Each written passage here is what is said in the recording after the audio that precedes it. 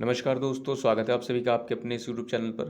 और इस वीडियो के माध्यम से SSC MTS non technical staff हवलदार का क्वेश्चन पेपर डिस्कस किया जाएगा। ये जो पेपर हेल्ड हुआ था वो 12 जुलाई 2022 को हुआ था और जो शिफ्ट है वो थर्ड शिफ्ट है। इस शिफ्ट को सेट नंबर 18 बनाया गया है और आपको बता देते हैं इस वीडियो के माध्यम से आपको इंग्लिश सेक्शन का एक्सप्लेनेशन दिया जाएगा। तो चलिए शुरू करते हैं वीडियो हमारे पहले क्वेश्चन से। पहला क्वेश्चन हमारे पास दिया गया था, the parts of the following sentence has been given as options, them में कंटेन वन ऑफ देम में कंटेन एरर। एरर डिटेक्ट करनी है यहाँ पर। स्टेटमेंट जो दिया गया था वो दिया गया था, Elizabeth beat her rival with the gold medal in the 2021 summer Olympics, ये स्टेटमेंट है। अब अगर इसको चेक करेंगे तो ये आपका एलिजाबेथ क्या है, सब्जेक्ट है, और ग्रामेटिकली तो ये आपका सब्जेक्ट है ही है। ये आपका प्रॉपर नाउन भी कह सकते हैं। ये बीट आपकी वर्ब है, ये हर आपका पॉजेसिव एडजेक्टिव है, राइवल आपके पास नाउन है, विद आपके पास प्रीपोजिशन, द आर्टिकल है डेफिनेट। गोल्ड यहाँ पर आप कह सकते हैं, एडजेक्टिव भी कह सकते हैं। ठीक है, अगर जो आपको एडजेक्टिव नहीं कहना तो गोल्ड मेडल आप कंपाउंड नाउन बना दीजिए। इन आपके पास जो प्रीपोजिशन है, द आर्टिकल है, और ये आपके पास रखा गया था नाउन। अब अगर जो आप इसको रीड करेंगे तो जो एलिजाबेथ है आपके सिंगुलर है, और जो ये बीट रखा गया है इसकी फॉर्मेट भी याद रखिएगा, बीट बीट बीटन होता है। ठीक, सेम फॉर्मेट होती है, V1 होता है, और सॉरी ये V1 है, और ये V2 में ये होती है, V3 में बीटन होती है। तो अगर जो आप सोच रहे हैं ये सिंगुलर है तो यहाँ पर ऐसा होना चाहिए, क्योंकि यहाँ पर देखिए टाइम डिनोट किया गया है, पास्ट की बात कर रहे हैं तो ये V2 रखी गई है, इसका मतलब यहाँ पर ये वाला सही रखा गया है। फिर अगर जो आगे मूव करेंगे तो her rival with the gold medal, इस वाले पोर्शन में आप रीड करिए ज़रा। एलिजाबेथ ने बीट किया है अपने प्रतिद्वंद्वी को, ठीक है, विथ मतलब के साथ, गोल्ड मेडल के साथ जो है बीट किया है, हराया है। तो देखिए गोल्ड मेडल के साथ यानी ये जो प्रीपोजिशन है आपका ये कहीं ना कहीं रॉन्ग रखा गया है। तो इसलिए अगर जो आपको पता था यहाँ पर आपका एरर है तो आप इसको टिक करके आगे बढ़ सकते हैं। ठीक है, फिलहाल ये आपका गलत भी है, और इसकी जगह आपका दूसरा प्रीपोजिशन आप यूज़ कर सकते हैं। जैसे फ़िलहाल ये तो गलत है ही है, इसके अलावा जो भी बैठ जाएगा यहाँ पर वो आपका सही होगा। जैसे यहाँ पर आप फॉर रख सकते हैं, तो फॉर से आपका सेटिस्फाई हो जाएगा। नेक्स्ट पर आते हैं। सेकंड में बताना था यहाँ पर, वन वर्ड बताना था सब्स्टिट्यूशन ग्रुप ऑफ वर्ड्स के लिए। Story of an individual written by himself. By himself का मतलब क्या होगा, बाय सेल्फ होगा, सेल्फ के द्वारा लिखी गई हो, उसकी आत्मकथा या फिर उसके जो है जीवन की जो है कुछ लम्हे, उसे क्या कहेंगे। नोवेल पहला ऑप्शन, दूसरा हिस्ट्री, तीसरा है बायोग्राफी, चौथा है आपका ऑटोबायोग्राफी। तो नोवेल का मतलब आपको पता है, नोवेल का मतलब आपका उपन्यास होता है। ठीक है, ये उपन्यास, तो ये उपन्यास की बात की नहीं गई है इसमें। दूसरी चीज़, नोवेल का मतलब न्यू भी होता है। दूसरा, हिस्ट्री मतलब इतिहास होता है। बायोग्राफी का मतलब जीवनी होती है, हिंदी में कहें। बट ये जीवनी क्या होती है, ये होती है story of an individual written by not himself, written by others. जब किसी दूसरे के द्वारा लिखी जाएगी तो उसे बायोग्राफी कहेंगे। बायो मीन्स लाइफ होता है, और ग्राफ मीन्स क्या होता है, पीस ऑफ राइटिंग। जैसे यहाँ पर आउटो मतलब सेल्फ हो जाएगा, बायो मतलब क्या हो जाएगा, लाइफ हो जाएगा, graph means piece of writing. तो मतलब जो खुद की लाइफ का जो है पीस ऑफ राइटिंग होगा उसे कहेंगे ऑटोबायोग्राफी, हिंदी में कहेंगे आत्मकथा। थर्ड में एंटनी बताना था, इनशैशिएबल। इनशैशिएबल का मतलब अतृप्त, शैशिएबल का मतलब तृप्त, तृप्त होता है, और इन लगाने से अपोजिट बन गया है। इनशैशिएबल का मतलब असंतुष्ट आप कह सकते हैं, अतृप्त। ठीक है, इसके लिए अनसेटिस्फाइड वर्ड यूज़ कर सकते हैं, अनकंटेंटेड वर्ड यूज़ कर सकते हैं आप सिनोनिम के तौर पर। इसके लिए ऑप्शन में था एंटोनिम में ग्रीडी, दूसरा है अर्जेंट, तीसरा है इंसिस्टेंट, चौथा है फुलफिल्ड। ग्रीडी का मतलब आपका लालची होता है, जो कि इसका नहीं बनेगा। तो इसके लिए और सिनोनिम आप याद कर सकते हैं, जैसे रपाशियस वर्ड होता है, एवेरिशियस होता है। अर्जेंट का मतलब आपका जो है तुरंत सेंस में होता है, इंस्टेंट हो सकता है या फिर इमीडिएट सेंस हो जाएगा, ये भी आपका नहीं बनेगा। इंसिस्टेंट जो वर्ड बना है वो इंसिस्ट से बना है। इंसिस्ट का मतलब आग्रह करना होता है, तो आग्रह पूर्वक जो है ये इसका मतलब हो जाएगा, ये भी नहीं होगा। फुलफिल्ड मतलब आपका जो है पूर्णतया तृप्त कह सकते हैं, या पूरा पूरा पूर्ण। ठीक है, तो यहाँ इनशैसेबल है जो कि पूर्ण नहीं हुआ, यहाँ पर सैटिस्फाइड है तो यानी तृप्त है, तो ये दोनों एक दूसरे के एंटोनिम बन जाएंगे। फोर्थ में एंटोनिम बताना था, एलिविएट का मतलब क्या होता है, लेसन करना। ठीक है, मुसीबतें, दुख या दर्द, पेन वगैरह उसको कम करना। ठीक है, यह थोड़ा आराम पहुंचाना सेंस होगा। इसके लिए पहला था डिस्ट्रॉय, दूसरा है एमिलियोरेट, तीसरा है शूट, चौथा है एग्रेवेट। डिस्ट्रॉय का मतलब आपका जो है एनाहिलेट सेंस, सॉरी एनाहिलेट नहीं होगा। डिस्ट्रॉय का आप डेमोन्स्ट्रेट कह सकते हैं, डेमोन्स्ट्रेट भी नहीं होगा आपका, डिमोलिश सेंस हो जाएगा। डेमोन्स्ट्रेट शो ऑफ करना होता है, टू डिमोलिश जो है आपका डिस्ट्रॉय सेंस हो जाएगा। ठीक है, तबाह करना। और एमिलियोरेट का मतलब क्या होता है, to make improvement in something, किसी चीज़ में सुधार करना, तो वो होता है, ये भी आपका नहीं होगा, ये भी नहीं होगा। शुद्ध का मतलब शांत होगा, काम होगा, क्वाइट होगा।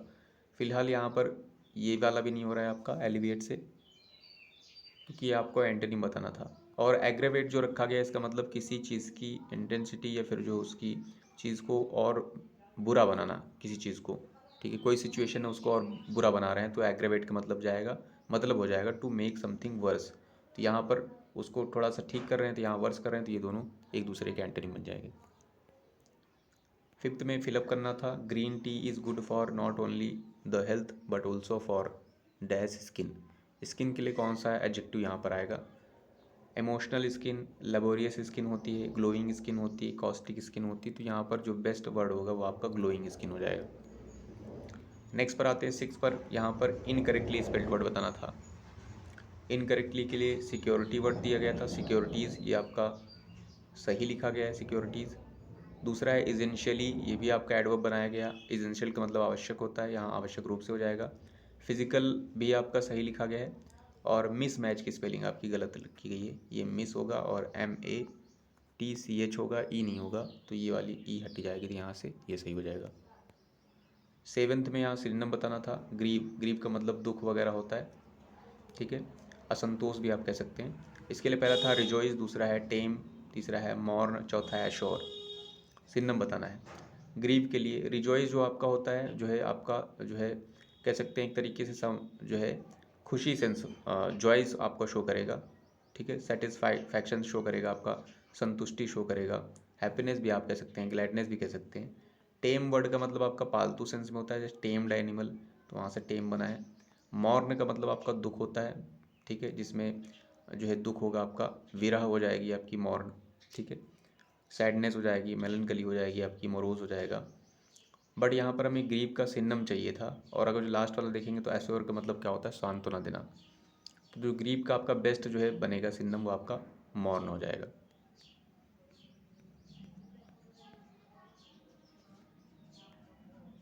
8th में बताना था, यहाँ पर अंडरलाइन वर्ड का सिनम बताना था। Some simple changes in eating habits can alleviate, यहाँ पर देखिए एलिविएट, ठीक है, ये आपका दिया गया था नौजिया, ठीक है, ये एलिविएट दिया गया है, वर्ड आया जो कि इससे पहले आपने देखा है। इसके लिए हमें सिनम बताना है इस बार। रिलीव दिया गया है, प्लेग दिया गया है, शार्पन है, एक्सेसरबेट है। तो रिलीव मतलब आराम पहुंचाना है, एलिविएट का मतलब ये भी आराम होता है, तो ये दोनों एक दूसरे के सिनम हो जाएंगे। प्लेग का मतलब आपको पता ही होता है क्या होता है, शार्पन का मतलब किसी चीज़ की शार्पन करना, तेज करना, इंटेंसिटी वगैरह। एक्सेसरबेट का मतलब अग्रवेट ही होता है, अग्रवेट किसी चीज़ की जो है बिगाड़ना सेंस या वर्सन वर्सन करना होता है, एक्सेसरबेट और एग्रवेट। 9th में यहाँ पर इम्प्रूवमेंट बताना था, why are you looking on my face like this, ये आपका स्टेटमेंट था।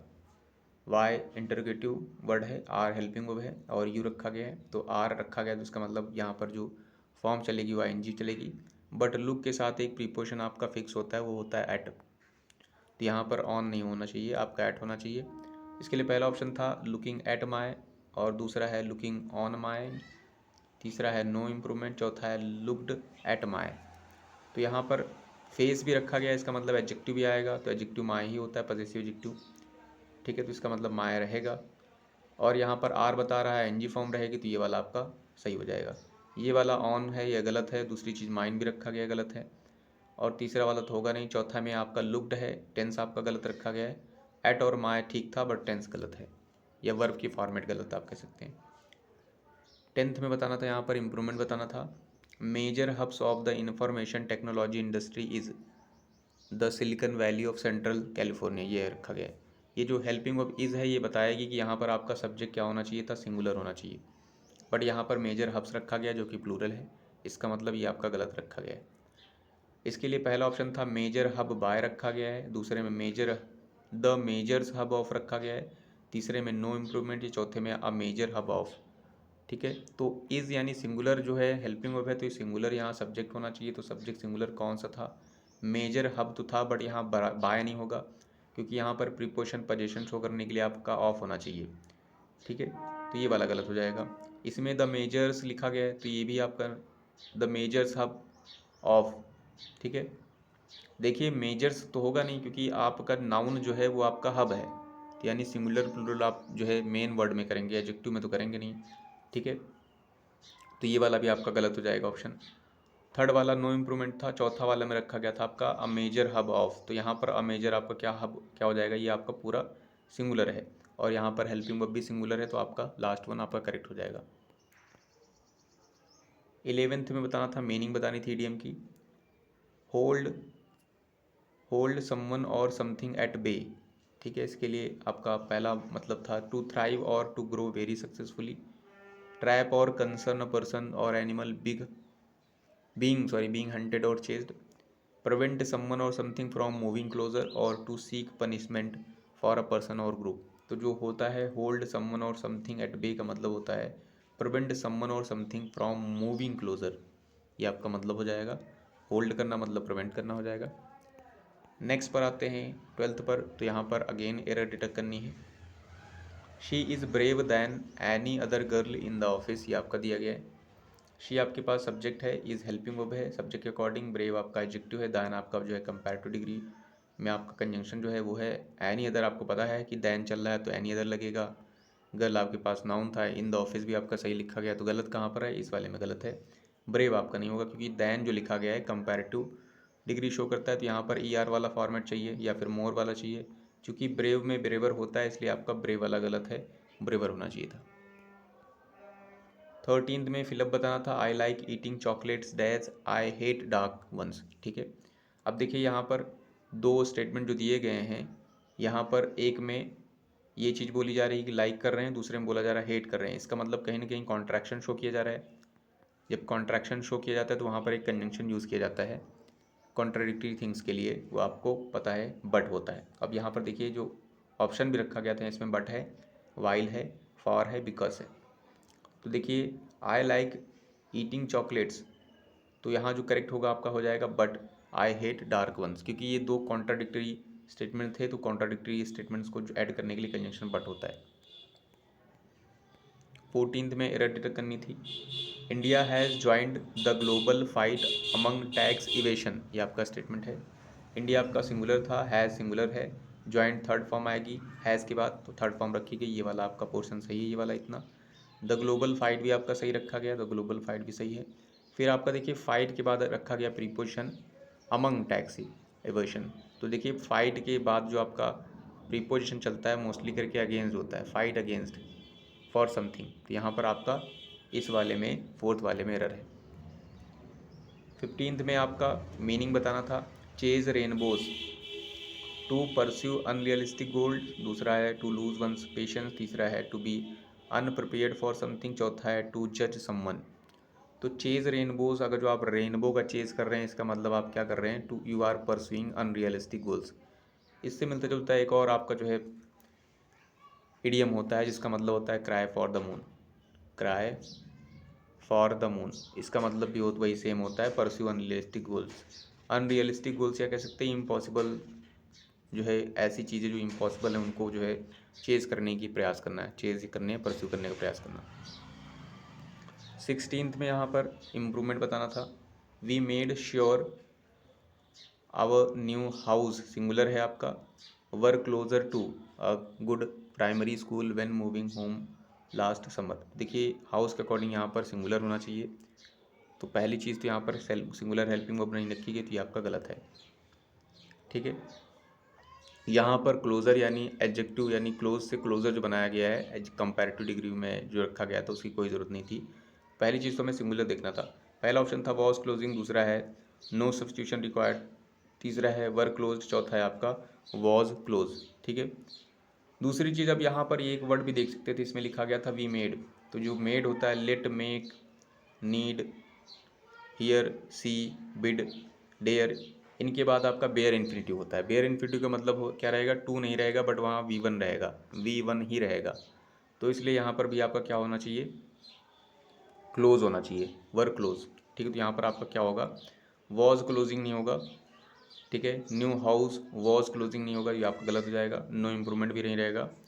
वर तो आपका वैसे भी नहीं होगा क्योंकि हाउस था यहाँ पर, वॉज आपका हाउस भी है और क्लोज भी रखा गया है, तो देखिए आप रख के देख लीजिए, we made sure our new house was close to, ठीक है, was close to good primary schools, ठीक है।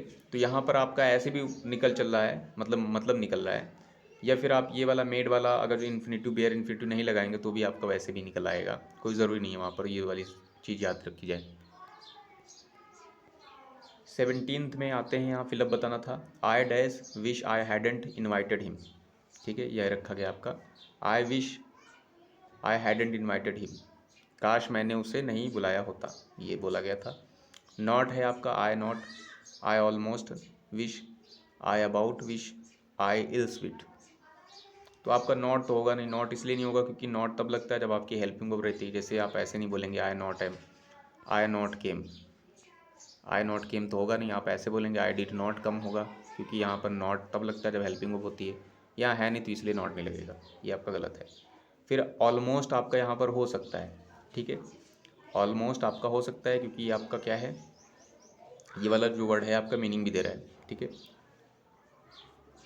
अबाउट आपका जो है प्रीपोजिशन है, ये आपका यहाँ पे रखेंगे आई अबाउट विश, ये आपका नहीं होगा मीनिंग में, एल्स भी नहीं होगा। ऑलमोस्ट आप एडवर्ब भी कह सकते हैं। तो ये जो आपका दिया गया वर्ड है या आपका बैठ रहा है, इन सभी को एलिमिनेट करने के बाद तो आपका सेकंड वन करेक्ट हो जाएगा। 18th में आते हैं। 18th में यहाँ इनकरेक्टली स्पेल्ड वर्ड ढूंढना था, रेक्टिफाई करना था। तो वेंटिलेशन की स्पेलिंग रखी गई थी, सिस्टम इज़ मिसिंग की स्पेलिंग गलत है, इन दिस रूम ये आपका रखा गया है। यहाँ वेंटिलेशन गलत है, इसमें वेंटिलेशन है, ये गलत है। इसमें वेंटिलेशन सही लिखा गया है, सिस्टम मिसिंग की स्पेलिंग गलत है। इसमें वेंटिलेशन सही है, सिस्टम भी सही है, मिसिंग भी सही है, तो ये वाला आपका सही हो जाएगा लास्ट वन। 19th में इम्प्रूवमेंट बताना था। My mother's sister work since 8 hours every week days, ये आपका दिया गया है। माई मदर्स सिस्टर तो सिंगुलर है, ये तो सिंगुलर था तो यहाँ वर्क्स होना चाहिए था, इसलिए आपका ये गलत है। पहले में था वर्क फॉर है, दूसरे में नो इम्प्रूवमेंट, तीसरे में वर्किंग और चौथे में वर्क्स फॉर।